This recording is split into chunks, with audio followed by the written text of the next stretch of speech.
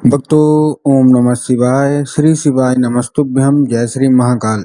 जी हाँ भक्तों, क्या आपका भी जो बच्चा है उसका जो मन है वो पढ़ाई में बिल्कुल भी नहीं लगता। आप लोग बहुत ज़्यादा परेशान रहते हो उसकी पढ़ाई के लिए, उसके भविष्य के लिए कि आखिरकार जो हमारा बच्चा है वो पढ़ता क्यों नहीं है। जब भी आप उसको पढ़ाने के लिए बैठाते हो तो इधर उधर के कामों में लग जाता है, लेकिन पढ़ता बिल्कुल भी नहीं है। आपको समझ में भी नहीं आता कि हमारा जो बच्चा है आखिरकार पढ़ता क्यों नहीं है। जब भी आप उसको बोलोगे कि पढ़े तो इधर-उधर के कामों में लग जाएगा, कहीं खेलने चला जाएगा, कहीं घूमने चला जाएगा, लेकिन पढ़ेगा बिल्कुल भी नहीं। तो ऐसे में कौन-सा उपाय करें ताकि आपका जो बच्चा है वो अच्छे तरीके से पढ़े, अच्छे तरीके से आगे बढ़े, आज की इस वीडियो के माध्यम से हम आपको बताने वाले हैं। तो बस उपाय ध्यान से सुन के अच्छे से करिएगा ज़रूर। अगर आपने आज का ये उपाय ध्यान से सुन के अच्छे से कर लिया तो अवश्य रूप से आपका जो भी बच्चा है जिसका भी मन पढ़ाई में नहीं लगता, अवश्य रूप से उसका जो मन है ना वो पढ़ाई की ओर लगेगा ही लगेगा और पढ़ाई की ओर आकर्षित होगा ही होगा। तो चलिए चलते हम लोग उपाय की ओर बताता हूँ, लेकिन उसके पहले आपको बता दूं, जैसे कि आपको पता है कि पूज्य गुरुदेव की जो कथा होती है, क्या होती है, पूज्य गुरुदेव की जो कथा होती है उसमें लाखों की भीड़ आती है, आप सब भी जानते हैं। तो अभी गुरुदेव की कथा चल रही थी, आज से 5-6 महीना पहले की बात है। गुरुदेव की कथा चल रही थी और गुरुदेव की कथा में लाखों की भीड़ आई। अब जब गुरुदेव की कथा में लाखों की भीड़ आई तो वहाँ ज़्यादातर जो भक्त थे उन्होंने क्या किया, पत्र के द्वारा, किसके द्वारा, पत्र के द्वारा अपनी मनोकामना गुरुदेव तक पहुँचाई। तो जब गुरुदेव की कथा में पत्र पहुंचा और गुरुदेव ने पत्र पढ़ा तो वहाँ गुरुदेव ने क्या देखा कि ज़्यादातर जो भक्त है ना, जो माता पिता हैं, उनकी केवल और केवल एक ही मनोकामना है। क्या मनोकामना है कि गुरुदेव, हमारा जो बच्चा है इसका जो मन है वो पढ़ाई में बिल्कुल भी नहीं लगता।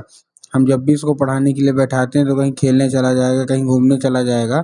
कृपया करके कोई उपाय बता दें, हम लोग बहुत ज़्यादा परेशान हैं। जब गुरुदेव ने देखा तब गुरुदेव ने 2 से 3 उपाय बताए और कहा केवल और केवल ये कर लेना, तुम्हारा जो भी बच्चा है अवश्य रूप से पढ़ाई की ओर आकर्षित होगा ही होगा। ठीक। अब जब गुरुदेव ने ये उपाय बताया तो लोगों ने जा जाके इसको उपाय को करना शुरू कर दिया। अब जैसे लोगों ने जा जाके इस उपाय को करना शुरू कर दिया, वही लोग गुरुदेव की कथा में मात्र 1 से 1.5 महीने के बाद वापस आए। अब जब वही लोग गुरुदेव की कथा में वापस आए तो उन्होंने क्या किया, फिर से एक बार गुरुदेव को पत्र लिखा। लेकिन ये वाला जो पत्र था ये गुरुदेव को धन्यवाद के रूप में पत्र था कि गुरुदेव, धन्य हो आपका, आपके द्वारा बताया गया उपाय हमने कर लिया है। हमारी सारी की सारी जो इच्छा थी, सारी की सारी जो मनोकामना थी वो पूरी हो गई है। हमारा जो बच्चा था जिसका मन पढ़ाई में बिल्कुल भी नहीं लगता था, अब वो बिना बोले बिना कुछ कहे केवल और केवल पढ़ाई ही करता है।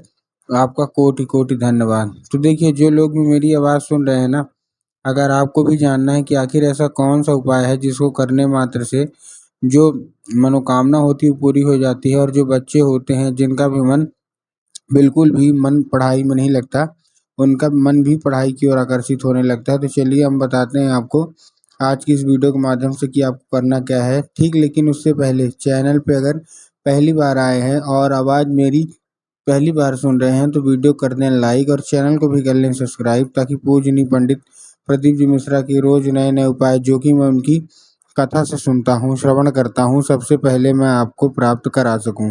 तो देखिए, जो हमारा सबसे पहला उपाय है, इस उपाय में आपको करना क्या है। जो हमारा सबसे पहला उपाय है, इस उपाय में आपको सबसे पहले 3 काली तिल लेना है और 3 काली तिल के साथ साथ एक धतूरा लेना है। क्या लेना है, 3 काली तिल और एक धतूरा। अब देखिए, काली तिल और काली मिर्च में बहुत सारे लोग कंफ्यूज होते हैं कि काली तिल लेना है कि काली मिर्च। तब गुरुदेव ने साफ साफ बताया कि आपको काली तिल लेना है। ठीक, ले लिया काली तिल। काली तिल लेने के साथ साथ आपको और क्या चाहिए, काली तिल आपने ले लिया, उसके साथ साथ आपको एक धतूरा चाहिए, धतूरा भी ले लिया। अब धतूरा लेने के बाद आपको करना क्या है, अपने बच्चे के हाथ में देखिए, उसको भेज दीजिए कहाँ, सीधा सीधा शिव मंदिर। अब जैसे ही आपका बच्चा शिव मंदिर पहुँचे, शिव मंदिर पहुँचने के बाद क्या करना है, उसको बोलना है कि दक्षिण दिशा में खड़ा हो जाए और उत्तर की ओर अपना चेहरा कर ले। अब देखिए, दक्षिण और उत्तर में भी बहुत सारे लोग कंफ्यूज होते हैं कि दक्षिण क्या है, उत्तर क्या है, हमको थोड़ा साफ साफ बताओ। तब गुरुदेव ने बताया कि आप जिस भी शिव मंदिर जा रहे हो, उस शिव मंदिर का जिधर साइड जलाधारी हो, आपको अपना चेहरा उधर साइड करके खड़े हो जाना है। ठीक, खड़े हो गए। खड़े होने के बाद आपको एक नाम लेके, कौन सा, महादेव का बहुत ही सुंदर सा नाम है, श्रम्भेश्वर महादेव। तो आपको करना क्या है, आपको श्रम्भेश्वर महादेव का नाम लेके अपने बच्चों को बोल देना कि श्रम्भेश्वर महादेव का नाम लेके उन्हीं का स्मरण करके चुपचाप क्या कर दे, अर्पित कर दे बस। पूज्य गुरुदेव कहते हैं कि अगर उसने इतना कर लिया तो अवश्य रूप से जो भी इच्छा है, जो भी मनोकामना है वो पूरी होगी ही होगी। ठीक है, तो ये था हमारा कौन सा, ये था हमारा पहला उपाय। अब हम चलते हैं अपने दूसरे उपाय की ओर। अब देखिए जो हमारा दूसरा उपाय है, दूसरे उपाय में आपको एक लाल फूल लेना है। जितनी भी माताएं हैं उनका ये उपाय करना है, एक लाल फूल लेके। ठीक, तो एक लाल फूल आपने ले लिया। अब लाल फूल कौन सा होना चाहिए, लाल फूल कोई से भी चल जाएगा, गुलाब का हो, गुड़हल का हो, कोई भी लाल फूल है चल जाएगा, बस कहीं से भी कटा फटा या खंडित नहीं होना चाहिए। ठीक, आपने ले लिया लाल फूल। इस उपाय को करने के लिए आपके घर में माता सरस्वती की फोटो होना अति अनिवार्य है। अगर आपके घर में माता सरस्वती की फोटो है तब तो अच्छी बात है, लेकिन अगर आपके घर में माता सरस्वती की फोटो नहीं है तो आपको बाजार जाना है और माता सरस्वती की फोटो लेके अपने घर में उनको स्थान देना है। ठीक, दे दिया स्थान। स्थान देने के बाद शाम के वक्त जब भी आपके घर में पूजा पाठ होती है ना, तो आपको वो लाल फूल उनको अर्पित करके उनसे औषधि के रूप में मांगना है कि माता कृपया करके हमको इसको औषधि के रूप में प्रदान करिए। हमारा जो बच्चा है ना उसका जो मन है ना वो पढ़ाई में बिल्कुल भी नहीं लगता। अब क्या होगा, अब वो औषधि का रूप ले लेगा। अब आपको उसी रात जब आपका बच्चा खाना पीना खा के अच्छे से सो जाए तो आपको क्या करना है, आपको वही लाल फूल उठाना है और अपने बच्चे के माथे पे 2 से 3 बार आपको फेर देना है बस। पूज्य गुरुदेव कहते हैं कि उस फूल के ज़रिए स्वयं जो हमारी माता सरस्वती है ना, वो उसके दिमाग में प्रवेश कर जाएँगी और उसका जितना भी दिमाग इधर-उधर के कामों में लगता है, वहाँ से ना लग के केवल केवल जो उसका दिमाग है ना, वो पढ़ाई की ओर ही लगेगा। ठीक है? ये था हमारा कौन-सा? ये था हमारा दूसरा उपाय। अब हम चलते हैं अपने तीसरे और आखिरी उपाय की ओर।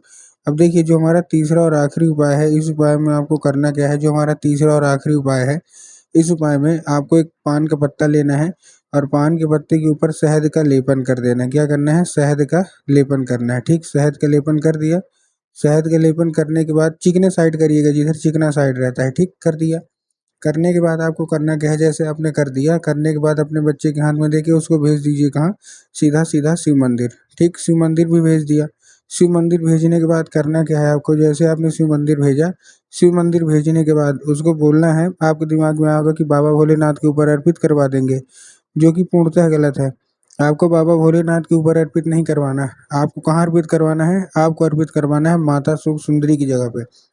अब देखिए, कुछ लोगों को पता होता है कि माता शोक सुंदरी की जगह कहाँ होती है, लेकिन बहुत सारे ऐसे लोग हैं जिनको यही नहीं पता कि माता शोक सुंदरी की जगह होती कहाँ है। तब गुरुदेव ने बताया कि जलाधारी है, जलाधारी के बिल्कुल बीचों बीच किसकी जगह होती है, माता शोक सुंदरी की। तो बस आपको करना क्या है, माता शोक सुंदरी की जगह पे आपको चुपचाप क्या कर देना है, अर्पित करवा देना अपने बच्चे के हाथों।